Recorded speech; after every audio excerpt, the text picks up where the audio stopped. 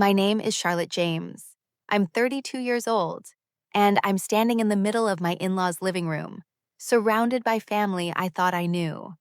The chandelier above us casts warm light across their faces, but everything feels cold. My fingers are wrapped around a wine glass I don't remember picking up. The stem is slick with condensation, or maybe it's my palms sweating. Charlotte funded everything, my husband David says. His voice is flat, matter of fact, like he's reading from a grocery list. But let's be honest, she was just doing what a good wife should do. Now that the debt's cleared, I can finally move on. With Emma. Emma, his coworker, standing beside him with her hand resting on his arm. She's wearing a blue dress I've seen in his Instagram photos. Photos I thought were from work events. She's smiling at me, not apologetic, not embarrassed, just smiling. I don't move. I don't blink. 20 pairs of eyes are on me, his parents sitting on the leather sofa, his siblings leaning against the dining table, his aunts and uncles scattered around the room with their drinks and appetizers. No one speaks. No one defends me. The silence stretches so long I can hear the ice melting in someone's glass across the room. David's mother, Patricia, looks at me with something close to pity. Her mouth turns down at the corners. Charlotte, dear, you'll understand one day. Love isn't always enough. I feel my throat tighten. My chest burns like someone's pressing hot metal against my ribs. But I don't cry. Not here, not now. Not in front of these people who are watching me like I'm a car accident they can't look away from. I set the glass down on the coffee table, carefully, so carefully that it doesn't make a sound. I walk to the door. My heels click against the hardwood floor. Each step feels like it takes an hour. I reach for my coat on the rack. My hands are steady now. Strange how that works. I leave, but I don't leave empty-handed. I leave with a plan forming in the back of my mind, sharp and clear as broken glass. If you've ever felt invisible in your own life, drop a below. Let's walk through this together. Let me take you back. 3 years ago, I met David at a charity gala downtown. The kind of event where everyone wears their best clothes and pretends to care about causes they'll forget by morning. I was there because my company sponsored it. He was there because his firm handled the legal work. We ended up at the same cocktail table, making small talk about the overpriced salmon and the string quartet. He was charming, soft-spoken. He had this way of tilting his head when he listened. Like every word you said mattered. He talked about his family with so much love. His eyes actually lit up when he mentioned his younger sister's college graduation, his parents' anniversary, his brother's new baby. He said they were his everything, his entire world. I fell for that. Hard. Harder than I'd fallen for anything in my life. We got married within a year. Small ceremony, just family and close friends. His family welcomed me with open arms. Or so I thought. His mother hugged me at the rehearsal dinner and called me the daughter she never had. His father, Robert, clinked his glass against mine and said, "Welcome to the family, Charlotte." His siblings, Marcus and Jenna, joked with me at dinners about David's terrible cooking and his obsession with true crime podcasts. I thought I'd found my place, my people, my home. But then the cracks started showing, small ones at first. David's father had taken out loans to expand the family business, a small manufacturing company that made industrial parts. He'd been so confident, so sure the expansion would pay off. It didn't. Orders dried up, clients went elsewhere. The debt piled up like snow in a blizzard, and suddenly they were drowning in it. David came to me one night about 8 months after our wedding. We were in our apartment, the one with the view of the city lights. He sat on the edge of our bed with his head in his hands. His shoulders were shaking. When he looked up, his eyes were wet. "Charlotte, I don't know what to do. They're going to lose everything, the business, the house, everything my father built." I had money, an inheritance from my late grandmother, Eleanor. She'd left me everything when she passed 2 years before I met David. $340,000. Money I was saving for my own dreams. A small art gallery where I could showcase local artists. Maybe a cottage by the sea where I could paint and breathe and just exist without the noise of the city. But I loved him. I loved the way he held me when I couldn't sleep. I loved how he remembered my coffee order and brought me flowers on random Tuesdays. I loved his family dinners and the way his mother made me feel included. So I paid it. All of it. Every single dollar. His family threw a party to celebrate. They rented out a private room at their favorite restaurant. There was champagne and lobster and a cake with new beginnings written in gold frosting. They toasted to the future. They hugged me. They thanked me with tears in their eyes. Patricia held my face in her hands and said, "You saved us, Charlotte. We'll never forget this." David kissed my forehead that night and whispered against my skin, "I'll never forget this. I promise." He didn't forget. He just waited until it was over to destroy me. After the debt was cleared, things changed. Slowly at first, like ice forming on a lake. You don't notice it until you step on it and it cracks beneath your weight. David started coming home late. 9 o'clock became 10. 10 became 11. When I asked where he'd been, he said meetings ran long or he'd stopped for drinks with colleagues. His answers were always vague, always delivered while he was looking at his phone or loosening his tie. He stopped touching me. Not all at once. First, it was the casual touches. His hand on my lower back when we walked, his arm around my shoulders on the couch. Then it was the intentional ones. The goodnight kiss, the morning hug, the way he used to pull me close in his sleep. By month 3, we were like roommates who happened to share a bed. He stopped looking at me too. When I talked, his eyes would drift to his laptop or his phone or the television. When I asked him what was wrong, he'd sigh and say, "Nothing. I'm just tired, Charlotte." Like I was being dramatic for noticing. His family stopped inviting me to dinners. At first, I thought they were just busy. Then I realized they were still having dinners. I'd see the photos on Jenna's Instagram.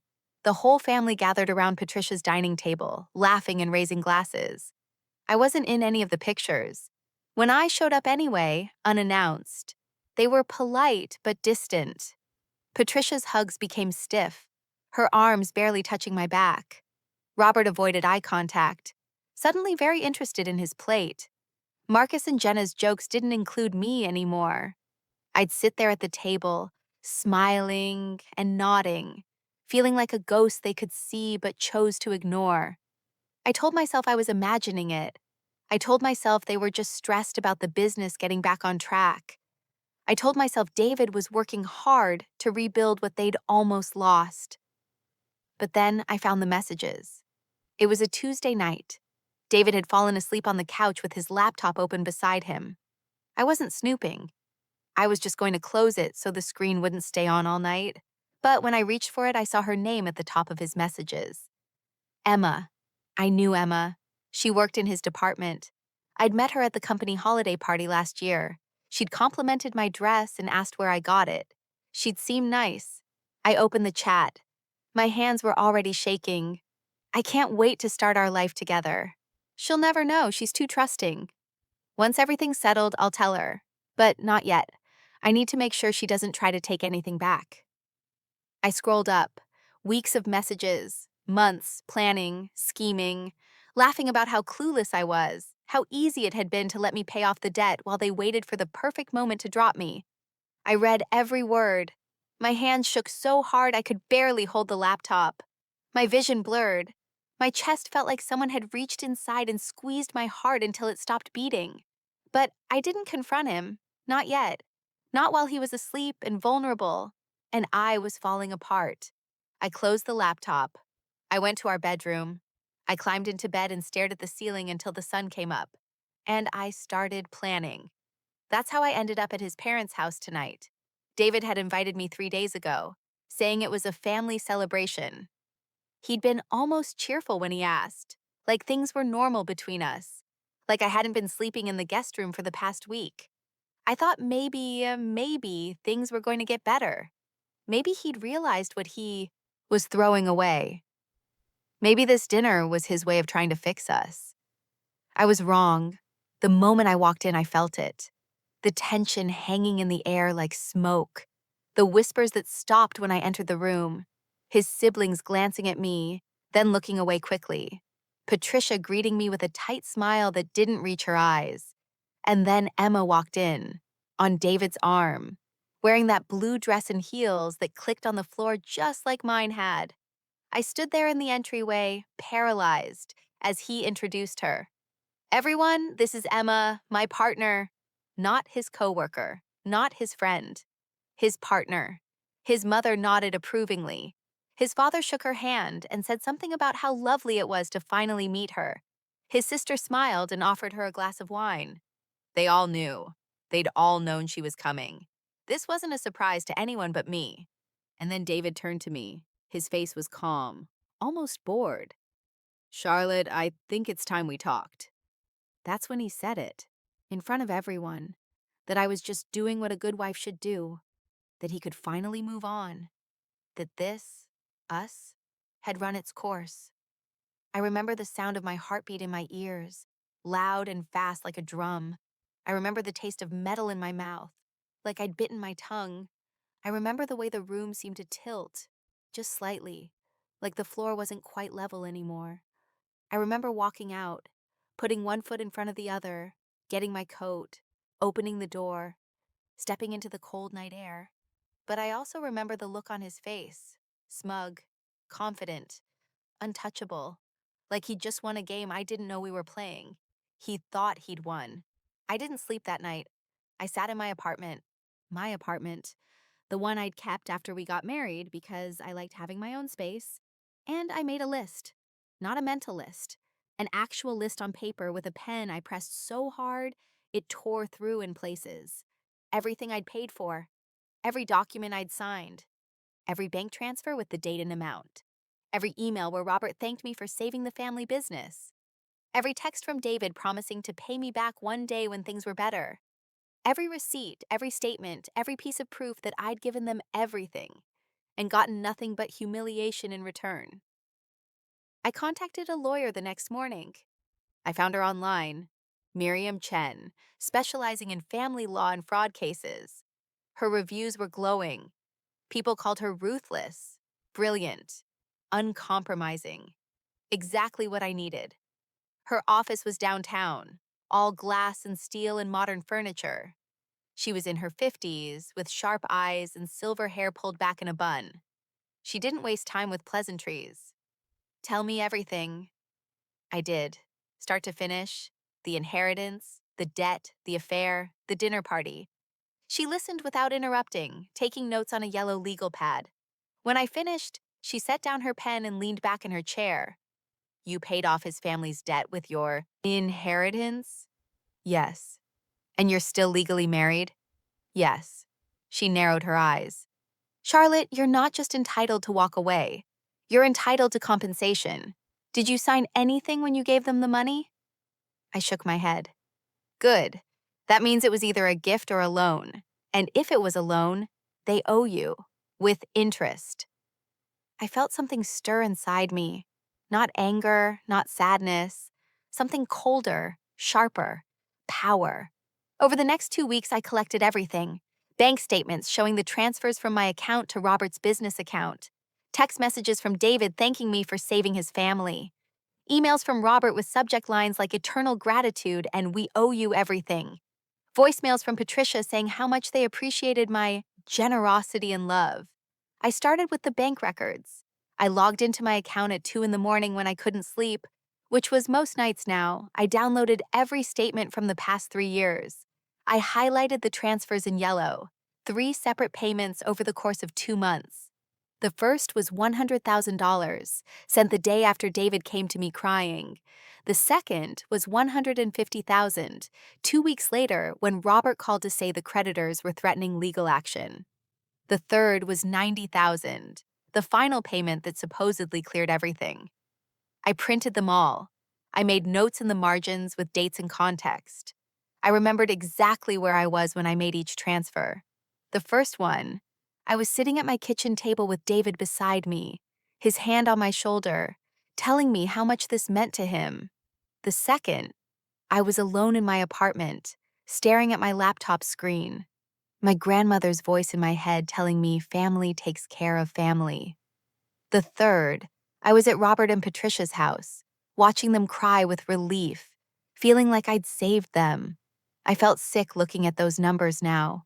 $340,000. My entire inheritance. Gone in 2 months. Then I went through my text messages. I scrolled back through thousands of conversations with David, looking for anything relevant. I found messages from the week I made the first payment. "You're saving us, Charlotte. I don't know how to thank you." Another from a month later. "My dad says you're an angel. We're so lucky to have you." And one from the night of their celebration party. "I'll spend the rest of my life making this up to you. I promise."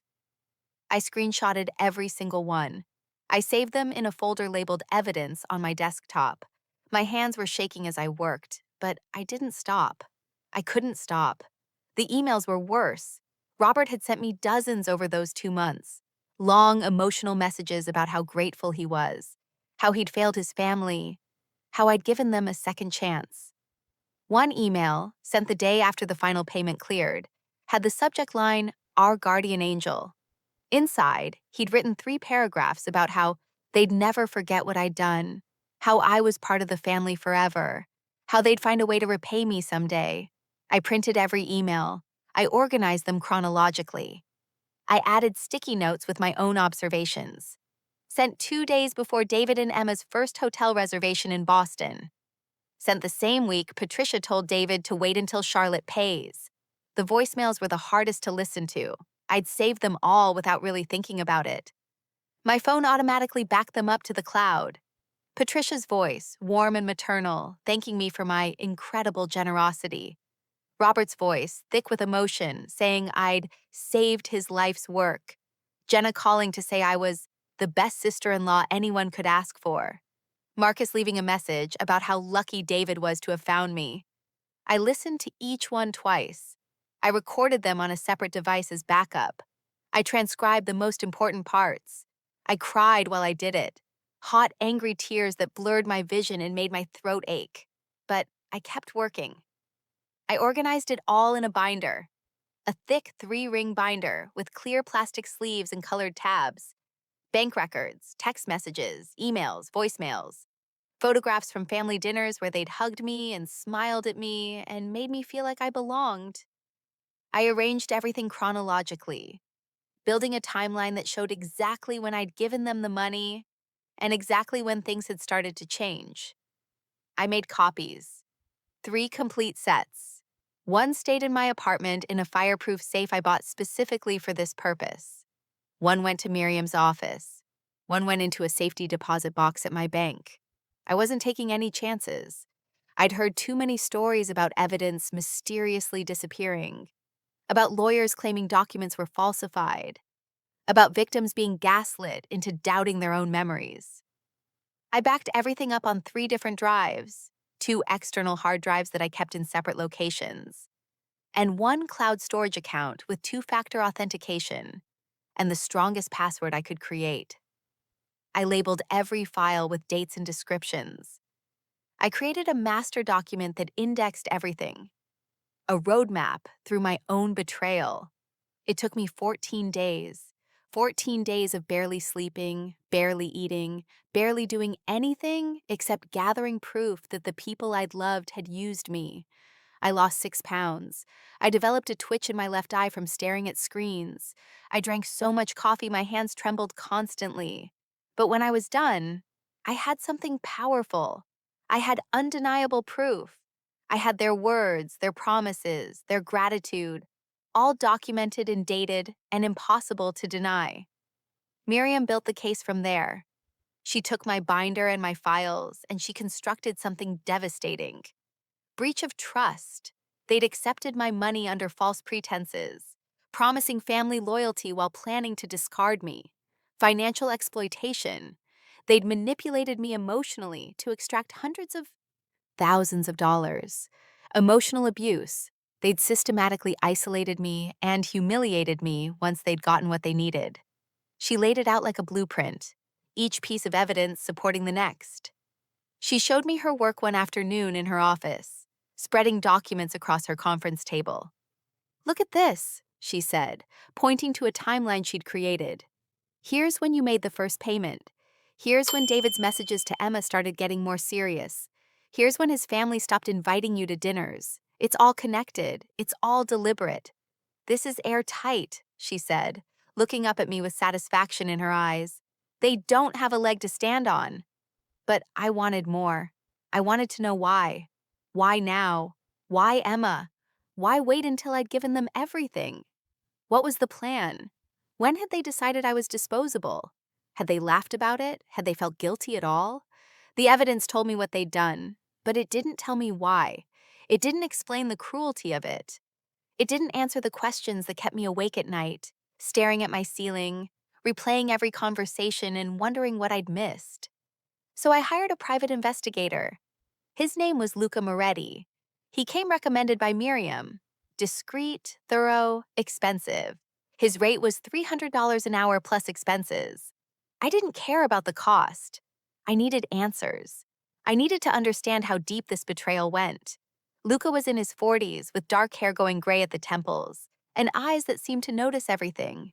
We met at a coffee shop downtown. He listened to my story without interrupting, taking notes on a small leather notebook. When I finished, he nodded slowly. "I'll find out everything," he said. "But I have to warn you. Sometimes the truth is worse than not knowing." "I need to know," I told him. Within a week, he had them. Answers, details. The whole sordid story laid out in a report that made my stomach turn. David and Emma had been together for over a year, long before the debt was paid, long before he came to me crying about his family losing everything. They'd met at a work conference in Boston, the same conference he'd told me was boring and just networking. They'd started the affair there, in a hotel room overlooking the harbor. They'd been planning this, waiting until I gave them the money, waiting until I was drained financially and emotionally, waiting until they could walk away clean.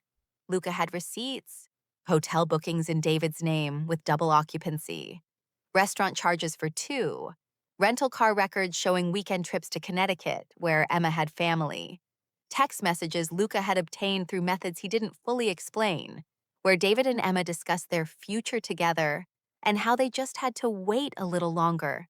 But here's the part that broke me. His family knew. His mother knew. His father knew. His siblings knew. Luca had proof. Text messages between Patricia and David where she told him to wait until Charlotte pays before making any moves. Messages between Robert and David discussing how to keep Charlotte happy until the debt was cleared.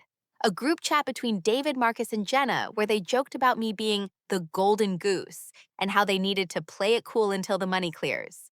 Luca showed me everything in his office. He spread the evidence across his desk and walked me through it piece by piece.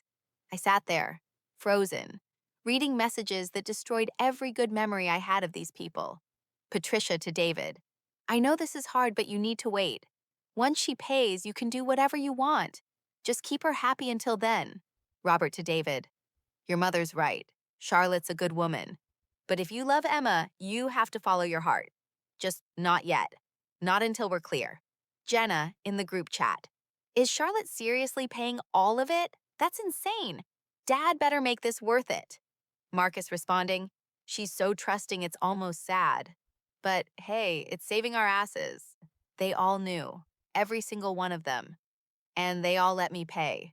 They hugged me and thanked me and called me family while planning to throw me away the moment I was no longer useful. I didn't react emotionally. I didn't scream at the top of my lungs or throw plates against the wall or collapse into a sobbing heap on the floor, like part of me desperately wanted to. I didn't cry myself to sleep or write long, rambling, angry messages at 3 in the morning that I'd regret sending. I didn't show up at their houses unannounced, pounding on doors and demanding explanations or apologies or some acknowledgement of what they'd done to me. I didn't post cryptic messages on social media or tell mutual friends what had happened or try to turn people against them. I didn't do any of the things that a betrayed, heartbroken person might be expected to do. I didn't give them the satisfaction of seeing me broken. Instead, I went back to Miriam with everything Luca had found. Every single piece of evidence, every document, every screenshot, every receipt. I organized it all methodically in a thick manila folder that felt heavy with the weight of betrayal.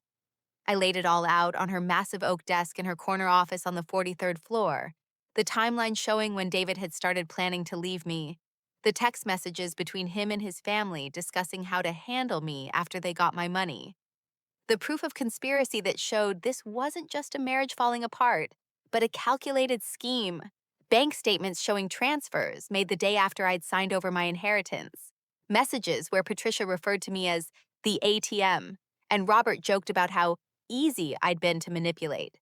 Screenshots of David telling his brother Marcus that he'd played the long game perfectly and that I'd never see it coming. Miriam read through everything slowly, taking her time with each page.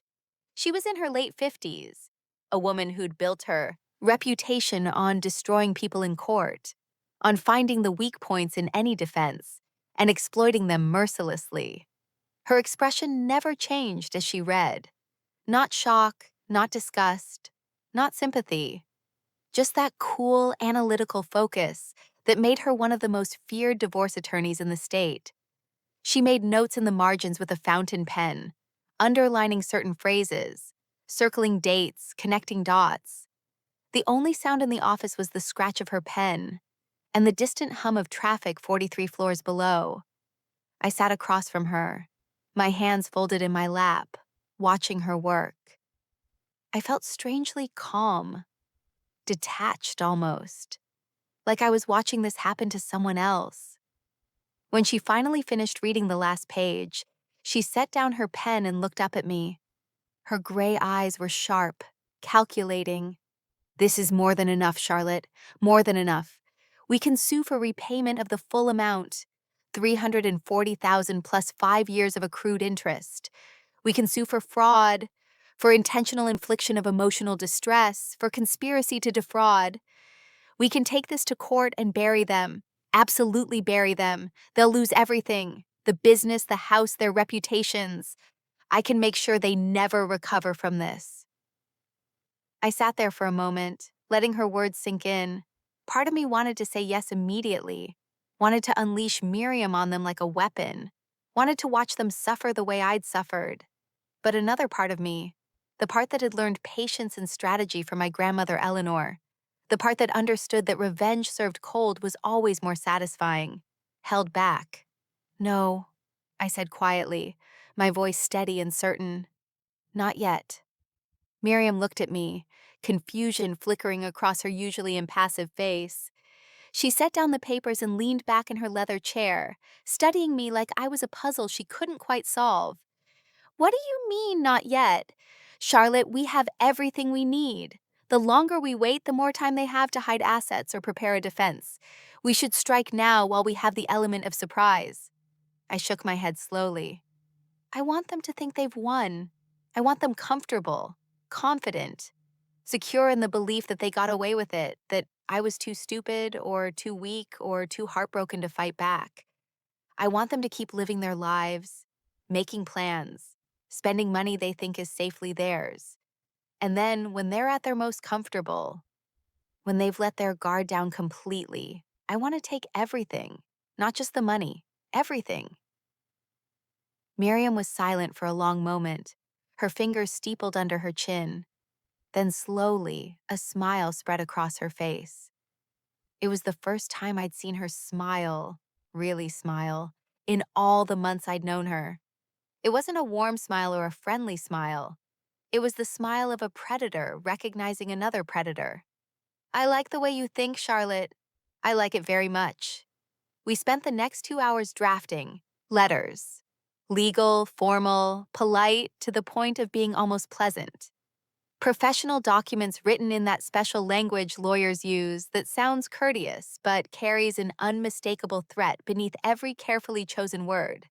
We requested repayment of the $340,000 loan, plus interest calculated at the standard legal rate of 7% per annum, compounded annually over the 5 years since the money had been transferred. We outlined the original agreement, though there had been no formal contract. We had bank records showing the transfer, emails discussing the loan, David's word, not mine, which was perfect, and witness statements from mutual friends who'd heard them discuss repaying me. We sent them certified mail to David at his new address, the apartment he was renting downtown with money that should have been mine. We sent one to Robert at the business address and one to Patricia at the family home that I'd saved from foreclosure. We made absolutely sure they had to sign for them, that there would be legal proof of delivery, that they couldn't claim later they'd never received notice. The letters were polite but firm. They gave a brief overview of the situation, referenced the loan amount, and requested a response within 14 business days to discuss repayment terms. Then we waited. I checked the tracking numbers obsessively those first few days, watching as the letters made their way through the postal system. David's was delivered on a Tuesday morning at 10:47 a.m. He signed for it himself. I could see his signature on the electronic confirmation, that same scrawling signature I'd seen on our marriage certificate 5 years ago. Robert's was delivered that afternoon at 2:15 p.m., signed for by his secretary. Patricia's arrived Wednesday morning, and she signed for it personally. They ignored them. All 3 letters sat unopened for a week, according to the tracking system that showed not just delivery, but whether the certified mail cards had been returned. I imagined them sitting on David's counter, on Robert's desk, on Patricia's entryway table. I imagined them glancing at the return address, Miriam's law firm, which had a reputation that preceded it, and choosing not to open them, choosing to pretend they didn't exist. Maybe they thought if they ignored the letters, the problem would go away. Maybe they thought I'd give up.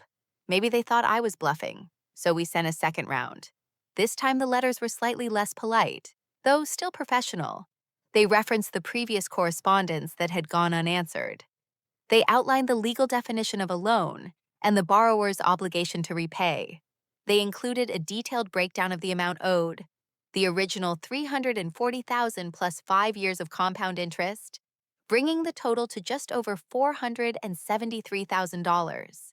And this time, we included a deadline, 30 days from receipt to respond with either payment in full or a proposed repayment plan, or we would proceed with legal action including but not limited to filing suit in civil court for fraud and breach of contract.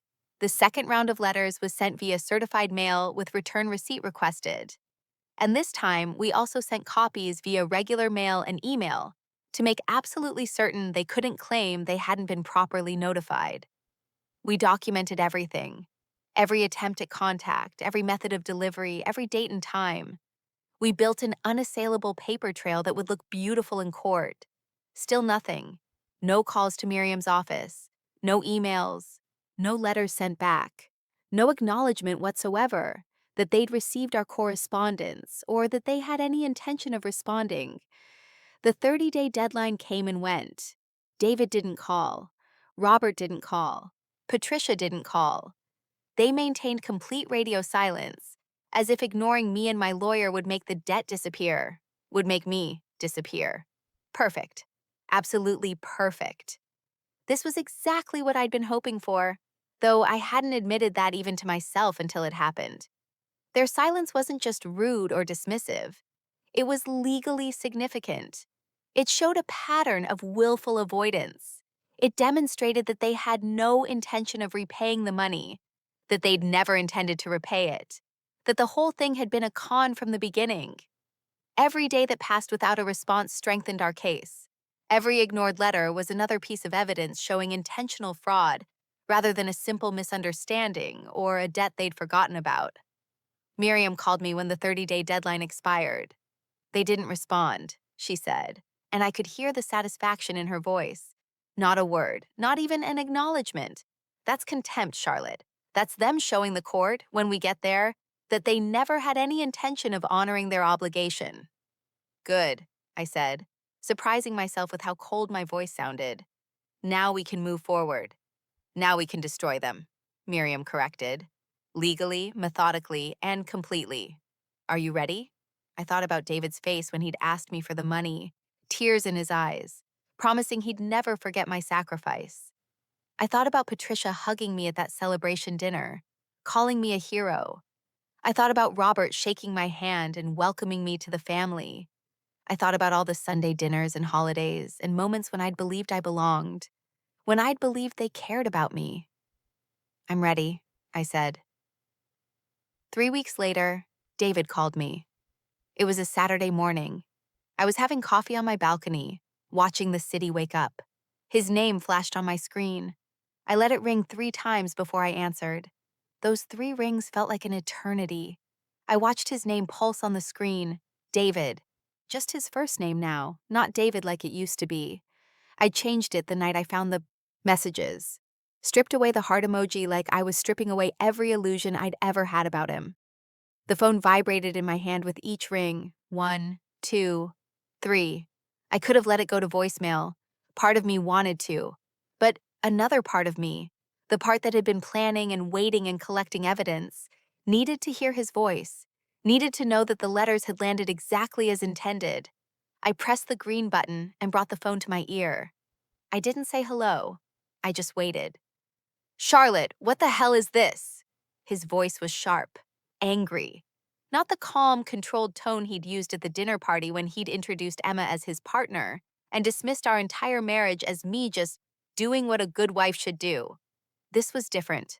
This was panic dressed up as rage. I could hear it in the way his words came out too fast, too high-pitched. He was scared. Good. "Legal documents," I said calmly. I took a sip of my coffee. It was still hot, the steam rising in delicate spirals against the morning sky. The city stretched out before me, buildings catching the early light, cars starting to fill the streets below, people beginning their Saturday routines. Everything looked so normal, so peaceful. Meanwhile, I was about to dismantle a man's entire world with nothing but my voice and the truth, requesting repayment of the money I loaned your family. I heard him inhale sharply. I imagined him pacing in whatever room he was in. Maybe his new apartment, the one he'd moved into with Emma. Maybe his childhood bedroom at his parents' house, where he'd probably run when everything started falling apart. I hoped he was uncomfortable. I hoped the letter was sitting on a table in front of him, official and undeniable. "You didn't loan it. You gave it to us." His voice had that edge to it now, that tone men use when they're trying to rewrite history, when they're trying to make you doubt your own memory, your own reality. I'd heard that tone before, when I'd asked about the late nights, the distance, the coldness. He'd used it to make me feel crazy for noticing what was right in front of me. But I wasn't that woman anymore. I wasn't the woman who second-guessed herself or swallowed her doubts to keep the peace. "Do you have that in writing?" I asked. My voice was steady, almost bored, like I was asking him about the weather or what he'd had for breakfast. I took another sip of my coffee and watched a bird land on the balcony railing. A sparrow. Small and brown and completely unbothered by the conversation that was tearing David's world apart.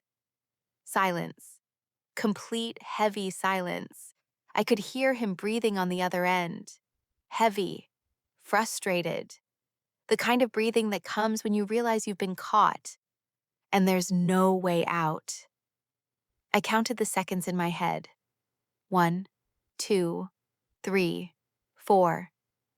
I could picture his face, the way his jaw would be clenched, the way his free hand would be running through his hair, the way his eyes would be darting around looking for an escape route that didn't exist. "I didn't think so," I said.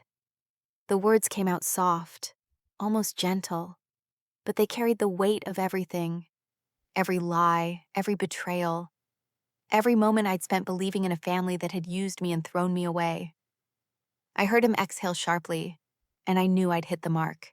He had nothing, no signed agreement, no documentation, no proof that my $340,000 was anything other than what it actually was, a loan that he and his family had always intended to repay.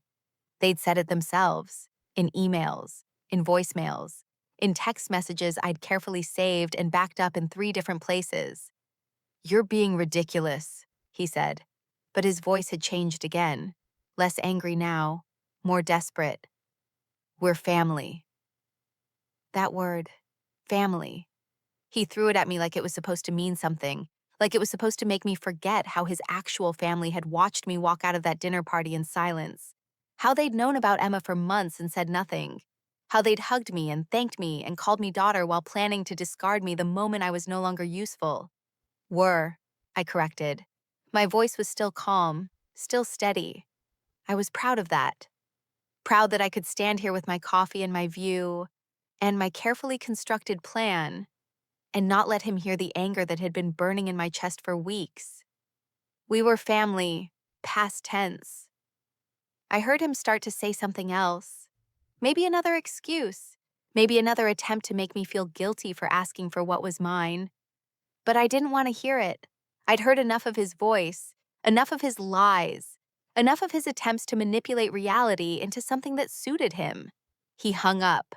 The line went dead with a soft click. I pulled the phone away from my ear and looked at it. The call had lasted 2 minutes and 43 seconds. Less than 3 minutes to watch a man realize that the woman he'd underestimated was about to destroy everything he thought he'd won. I finished my coffee, slowly, savoring it. The birds were singing, the sun was warm on my face. It was going to be a beautiful day. 2 days later, his father called. Monday morning. I was at my apartment working on organizing more evidence for Miriam. I had spreadsheets open on my laptop, documents spread across my dining table. I was in the middle of cross-referencing dates when my phone rang. Robert's name appeared on the screen. I'd been expecting this. David would have run to his father immediately, panicking about the legal letters, about the lawsuit, about the fact that I wasn't going to just disappear quietly. I answered on the second ring this time. No need to make him wait. He didn't even say hello. He just launched right into it. "You're trying to ruin us!" His voice was angrier than David's had been, louder, rougher. The voice of a man who was used to getting his way, used to people backing down when he raised his voice. It was loud enough that I had to hold the phone away from my ear. I could still hear every word perfectly. Every accusation, every attempt to make me the villain in a story where I was the only victim. I waited until he paused for breath. Then I spoke. "No," I said. My voice was steady, calm. I'd practiced this, rehearsed it in my head during sleepless nights. I knew exactly what I wanted to say and how I wanted to say it. "I'm just asking for what's mine." I heard him sputter. Actually sputter. Like he couldn't believe I had the audacity to speak back to him, to stand my ground, to refuse to be bullied into silence. "We don't have that kind of money anymore," he said. His voice had shifted again. Less angry now, more pleading.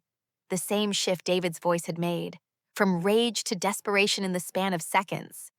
"The business is barely breaking even. You know that. You know we're struggling." And there it was, the guilt trip, the appeal to my sympathy, the assumption that I would care more about their financial struggles than about the fact that they'd conspired to use me and throw me away. That they'd taken my inheritance, my grandmother's legacy, the money she'd saved and invested and left to me so I could build my own dreams, and spent it on themselves without a second thought. "Then you shouldn't have spent mine," I said. The words came out cold, final, no room for negotiation or compromise. This wasn't a conversation. This wasn't a family discussion. This was a business transaction. They owed me money. I wanted it back. Everything else, the betrayal, the lies, the humiliation, that was just context. He hung up too, slammed the phone down probably. I could imagine him in his smaller house, the one they'd had to downsize to after the debt was paid, standing in a kitchen that wasn't as nice as the one in the home they'd almost lost, realizing that the woman who'd saved them was now going to be the one who destroyed them. I expected that. I'd expected all of it. The anger, the denial, the guilt trips, the appeals to family loyalty. Miriam had warned me. "They're going to try every manipulation tactic they know," she'd said. "Stay calm, stay focused. Don't let them make you feel guilty for asking for what's legally yours." I hadn't, and I wouldn't. The cracks were forming, exactly as planned. I didn't stop there. I gathered every piece of evidence Luca had collected, and I spent an entire weekend organizing it into something that would be impossible to ignore or dismiss. I worked methodically, almost obsessively, sitting at my dining table with my laptop open, and file folders spread across every surface. Screenshots of David and Emma's messages, time-stamped and dated, arranged in chronological order, so anyone reading could see exactly how long this had been going on. Photos of them together at restaurants and hotels, taken from a distance but clear enough to identify them both. David's profile unmistakable, Emma's laugh frozen. In a moment she thought was private. Proof that the affair started 9 months before I paid the debt. 9 months of lies while I was writing checks and believing I was saving his family. Proof that his family knew and encouraged him to wait. Their text messages discussing me like I was a resource to be managed rather than a person to be respected. I created a digital folder. I named it simply Evidence. Inside, I organized everything by category: messages, photos, financial documents showing the exact dates I transferred money compared to when David and Emma were planning their future together. I included the text from Patricia telling David to be patient and keep Charlotte happy until this is resolved. I included Robert's email to David with the subject line strategy, where they discussed how to make sure I felt appreciated enough to not ask questions. I included Jenna's message to David saying, "Just a few more months and you'll be free." Every single person who'd sat in that living room and watched me leave in humiliated silence had played a role. Every single one of them had chosen David's happiness over basic human decency. I made sure everything was clear. I added dates to the photo files. I highlighted key phrases in the messages. Things like, "she has no idea," and "once the money clears," and "your mom is right, just wait it out." I wanted whoever opened this folder to understand immediately that this wasn't a marriage that fell apart naturally. This was a calculated betrayal executed by multiple people who'd looked me in the eye and called me family. Then I compiled it all into a single PDF document, 73 pages. I added a table of contents. I made it professional, almost clinical in its presentation. This wasn't an emotional outburst. This was evidence. This was truth, documented and undeniable. And I sent it all to his family. His mother, Patricia, whose email I still had from when she'd sent me her pot roast recipe. His siblings, Marcus and Jenna, who I'd connected with on social media back when I thought we were actually close. His aunts and uncles, Robert's sister Catherine, Patricia's brother James, all the extended family who'd been at that dinner party. Everyone who'd watched me walk out in silence. Everyone who'd known what was coming and said nothing. I composed individual emails for each of them. I didn't use a mass send. I wanted each person to receive this directly, personally. The subject line was the same for all of them: the truth about David and Emma. The body of the email was brief, professional, almost cold in its simplicity. I thought you should know what really happened. Everything is documented and dated. I've included all evidence collected by a licensed private investigator. Please review at your convenience. No commentary, no explanation. No angry rants or tearful accusations. Just the evidence, laid out chronologically, speaking for itself. Let them draw their own conclusions. Let them see their son, their brother, their nephew for who he really was. Let them understand that they'd helped him do this to me. I sent the emails at 9 o'clock on a Sunday evening. I knew they'd all be home, winding down from their weekends, checking their phones before bed. I wanted them to open it when they had time to really look, time to really understand what they'd been part of. Then I closed my laptop. I poured myself a glass of wine, and I waited. Within 24 hours, his phone was ringing nonstop. I know because he called me, panicking, his voice higher than I'd ever heard it. "What did you do? My mother won't stop calling. She's called me 17 times, Charlotte. 17. Jenna's furious. She sent me a message saying she never wants to see me again. Marcus won't even answer my texts. What did you send them?" I took a sip of my wine before answering. Let him wait. Let him feel a fraction of the anxiety I'd felt reading his messages to Emma. "I told them the truth," I said calmly. "Isn't that what you wanted? Honesty? You had no right. I had every right. You made me part of your family, David. You stood in front of them and married me. You let me pay their debts. I earned the right to tell them exactly who you are." He was breathing hard on the other end. I could picture him pacing, running his hand through his hair the way he did when he was stressed. "This is going to destroy everything." "Good," I said. And then I hung up. I smiled, Not a bitter smile, not a cruel one, just satisfied, like I'd finally done something I should have done months ago. The fallout was immediate and spectacular. His mother called him a liar in a voicemail that somehow made its way back to me through Luca's network of contacts. Apparently, Patricia had been so upset she'd sent it to several people, including a family friend who knew Luca professionally. In the recording, her voice shook with fury and disappointment. "I raised you better than this, David. I taught you to be honest, to be decent. And you used that girl. You used all of us. You made us complicit in your lies." She was crying by the end. Not for me, for herself, for the son she thought she knew. His sister Jenna posted something on social media the next morning. Nothing specific, but pointed enough that anyone who knew the family would understand. Sometimes who people really are when you least expect it. Disappointed doesn't even begin to cover it.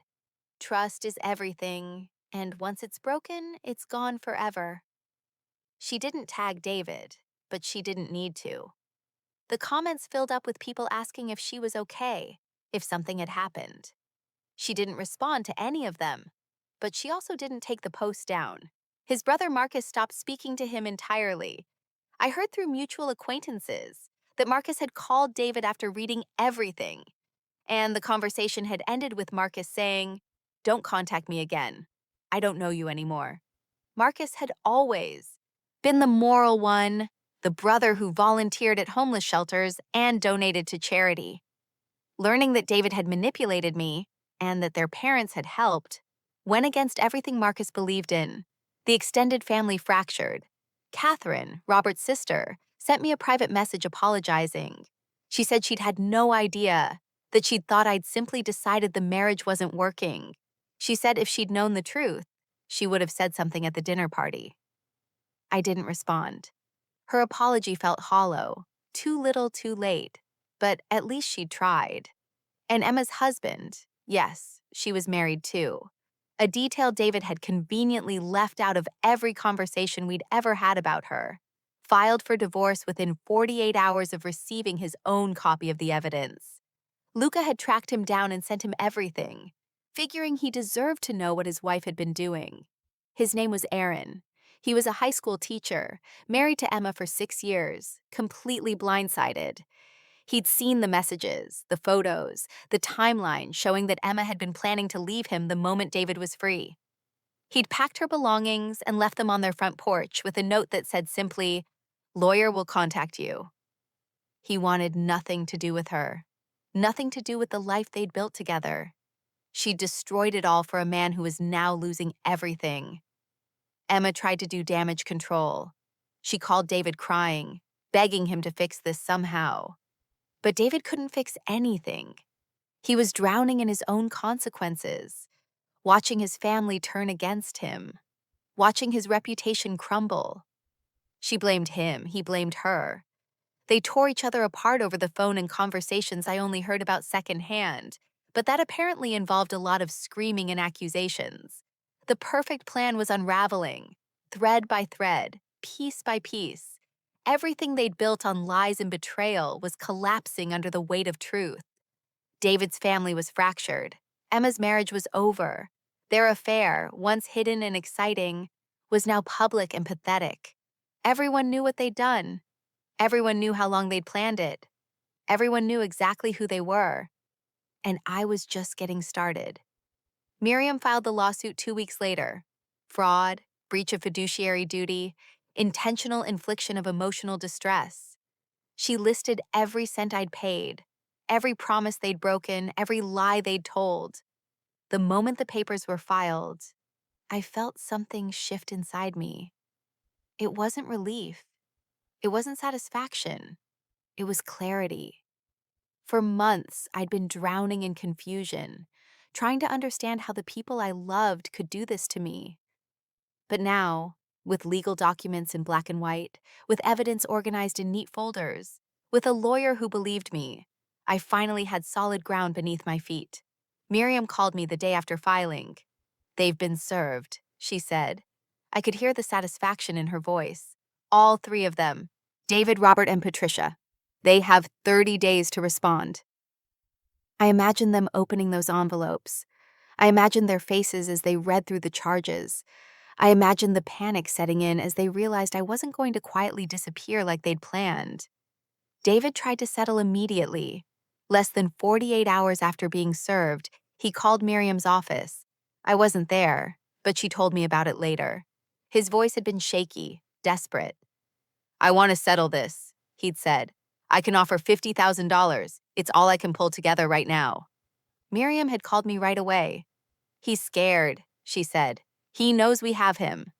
I refused. I didn't even have to think about it. $50,000?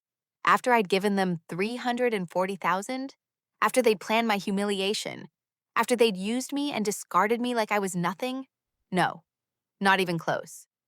"Tell him no," I said. My voice was steady, calm. I was sitting in my apartment with a cup of tea, looking out at the city. "Tell him I'm not interested in settling." When Miriam delivered my response, David apparently went silent. She said she could hear him breathing on the other end of the line, heavy and uneven. Then he'd hung up without another word. But he wasn't done. He called back a week later. This time the offer was higher, $100,000. Miriam put him on speaker so I could hear him directly.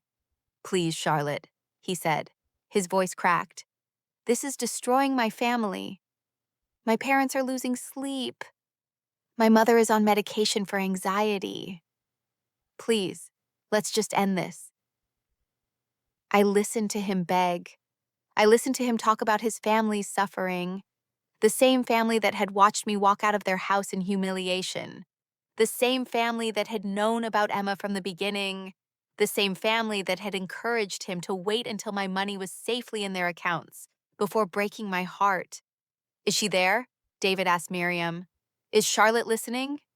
"I'm here," I said. There was a pause. I could hear him swallow. "Charlotte, please. I know I hurt you. I know I was wrong, but this is too much. You're taking everything from us." "You took everything from me first," I said quietly. "The difference is, I'm taking back what was mine. You took my trust, my love, my future, things I can never get back." "I'll pay you," he said quickly. "I'll pay you back, just not all at once. We can work out a payment plan. Monthly installments, whatever you want." I almost laughed. Monthly installments, like I was a credit card company, like he could just make minimum payments and eventually the debt would disappear. "No," I said. "Charlotte, no," I repeated. "I'm not interested in a payment plan. I'm not interested in settling. I'm not interested in making this easier for you." I hung up.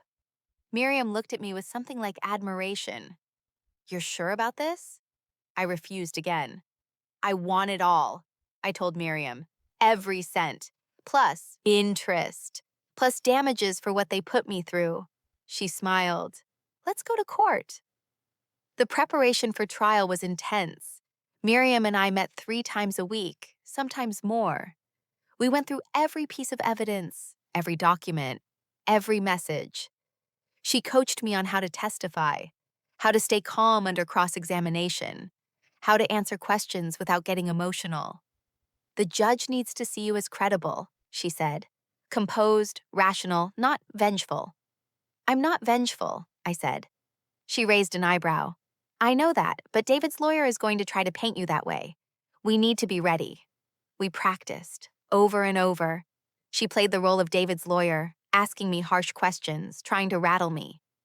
"Isn't it true that you willingly gave this money? Isn't it true that you never asked for it back? Isn't it true that you're only doing this because you're angry about the affair?"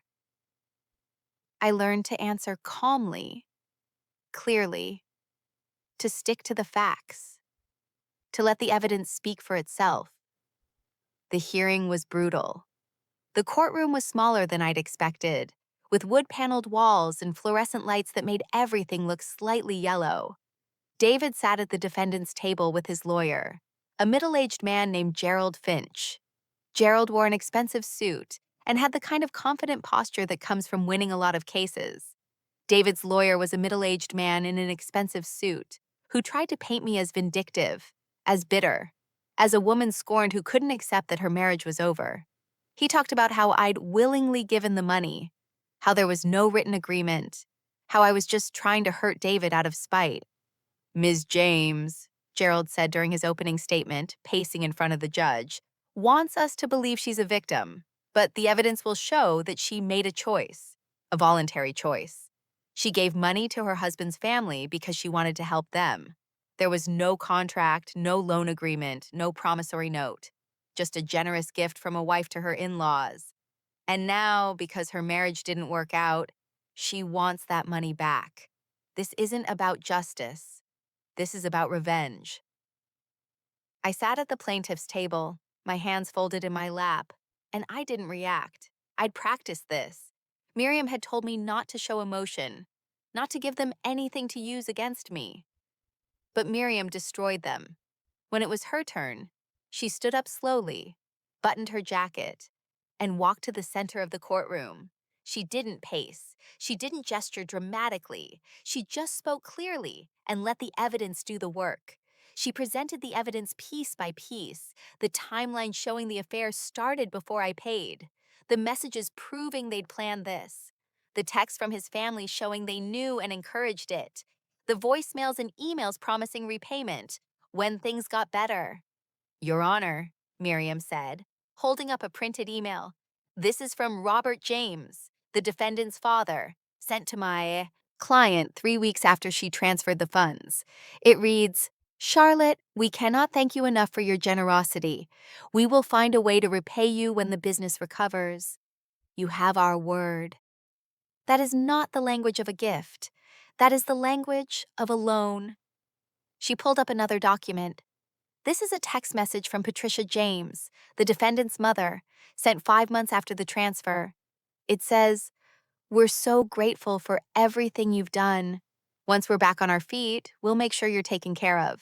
Again, acknowledgement of a debt. Gerald tried to object, tried to argue that these were just expressions of gratitude, not legally binding promises. But Miriam had more.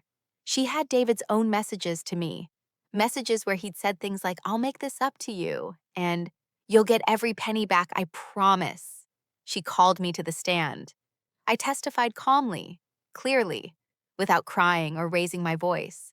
I explained how I'd trusted them, how I'd given them everything, how they'd waited until they had what they needed before discarding me. Gerald cross-examined me. He tried to make me seem emotional, irrational. Ms. James, isn't it true that you're only pursuing this lawsuit because you're angry about your husband's affair? No, I said. I'm pursuing this lawsuit because I was promised repayment and never received it. But you gave the money freely, didn't you? No one forced you. I gave it based on promises that were made to me, promises that were broken. Promises, he repeated, like the word was ridiculous. But no written contract. Verbal contracts are still binding, I said, and there are written records of those promises. Emails, text messages, voicemails, all of which have been submitted as evidence. He tried a few more angles, but I didn't break. I'd practiced this too many times. I knew what to say and how to say it. The judge listened. She was an older woman with gray hair and reading glasses perched on her nose. She took notes. She asked questions. She looked at David with something close to disgust. Judge Sandra Morrison was her name. I'd looked her up before the trial. She'd been on the bench for 20 years, had a reputation for being fair but tough. She didn't tolerate nonsense in her courtroom. When Gerald tried to argue that I was being vindictive, Judge Morrison interrupted him. Counsel, I've reviewed the evidence. The plaintiff has documentation showing clear promises of repayment. Whether or not there was a written contract is irrelevant if there's sufficient evidence of an oral agreement. And from what I've seen, there is. Gerald's confident posture faltered. David shifted in his seat, his face pale. When Miriam finished, the judge didn't even hesitate. She removed her glasses and looked directly at David. The defendant is ordered to repay the plaintiff $340,000, plus interest accrued over the past 2 years, plus legal fees and court costs. Total amount, $412,000. Payment is due within 90 days. David's face went white. His father, sitting behind him in the gallery, looked like he might faint. Patricia covered her mouth with her hand. I stood up, smoothed my dress, and walked out of the courtroom. I didn't look back. David couldn't pay. Neither could his family. The business was struggling, barely making payroll. They'd already leveraged everything to pay off the original debt. There was nothing left. They had to sell. The business went first, sold to a competitor for less than it was worth. Then Robert and Patricia's house, the one they'd lived in for 30 years. Then the cars. Then whatever else they could liquidate. It still wasn't enough. They had to take out new loans, borrow from relatives, scrape together every penny they could find. And Emma left him, publicly, on social media. She posted a long message about how David had used her, how he was toxic and manipulative, how she deserved better than to be dragged into his mess. She tagged him. She shared screenshots of their conversations where he'd promised her a future he couldn't deliver. The irony wasn't lost on me. She'd helped destroy my life, and now she was playing victim when hers fell apart. David tried to contact me. Emails, texts, voicemails, all of them begging, pleading, saying he was sorry, that he'd made a mistake, that he never meant for things to go this far. I blocked him. Every number, every account, every possible way he could reach me. His mother sent a handwritten letter to my apartment. The envelope was cream-colored, expensive. Her handwriting was shaky. "Charlotte, please. We're losing everything. I know we hurt you, but we're family. Please find it in your heart to forgive us." I burned it. I didn't even read the whole thing. I held it over the sink and watched it turn to ash. I took the money and I built my gallery. A small, elegant space by the sea, about 2 hours north of the city. The building was old brick with big windows that let in natural light. I renovated it myself. Well, I hired contractors, but I was there every day, making decisions about paint colors and lighting and floor plans. I called it the Eleanor Gallery, after my grandmother. She would have loved it.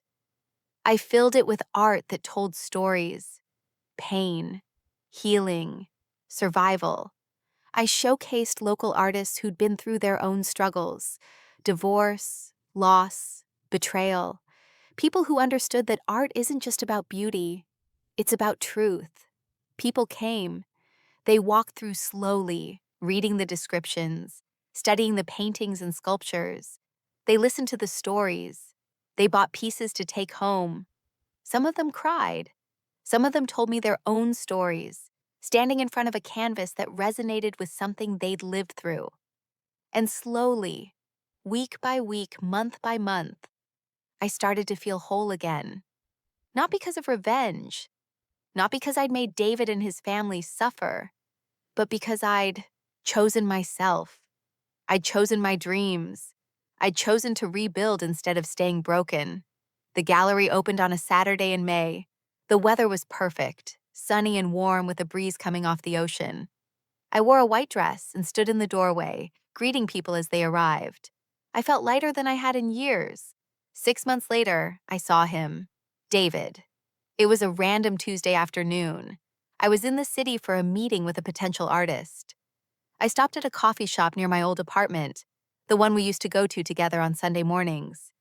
He was outside, standing on the corner. He looked tired, worn. His suit didn't fit quite right anymore, like he'd lost weight.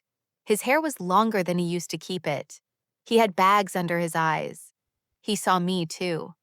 I watched recognition flash across his face. For a second, he just stood there. Then he walked over. "Charlotte." I didn't respond. I held my coffee cup and waited. "I'm sorry," he said. His voice was quiet, defeated. "I know that doesn't mean anything. But I am. I'm sorry for everything." I looked at him, really looked at him. The man I'd loved, the man I'd given everything to, the man who destroyed me without a second thought. "You're right," I said. "It doesn't mean anything." I walked past him, down the sidewalk, around the corner. I didn't look back. I didn't need to. I never saw him again. I'm 33 now. I run my gallery 6 days a week. I travel on Sundays. day trips up the coast, sometimes longer excursions to other cities to see art shows and meet artists. I paint in the mornings before I open, standing at an easel in the back room with coffee and music and the sound of waves in the distance. I breathe, deeply, fully, without the weight of betrayal crushing my chest. I don't think about David anymore, or his family, or Emma. They're not part of my story now. They're just people I used to know. People who taught me what I'm capable of when I stopped letting others define my worth. I think about the woman I was, the woman who gave everything and got nothing, the woman who stood in that living room and felt invisible, the woman who walked out with nothing but pain and a plan. And I think about the woman I am now, the woman who took it all back, the woman who built something beautiful from the ashes, the woman who learned that walking away doesn't mean you lose. Sometimes it means you win. Some people say revenge is bitter, that it changes you, that it makes you hard and cold and unforgiving. Maybe it does. Maybe I'm different now. Maybe I'm less trusting, less willing to give everything without question. But walking away with your dignity, with your power, with your future in your own hands, that's not revenge. That's not bitterness. That's not even justice, really. That's survival. That's strength. That's knowing your worth and refusing to settle for less. I stand in my gallery sometimes, after everyone's gone home, and I look at the art on the walls, stories of pain and healing, stories of people who fell apart and put themselves back together, stories that remind me I'm not alone. And I smile, because I did that. I survived. I rebuilt. I chose myself. And that's the best revenge of all. If you've ever rebuilt yourself after betrayal, share your story below. Let's remind each other, we're stronger than we think.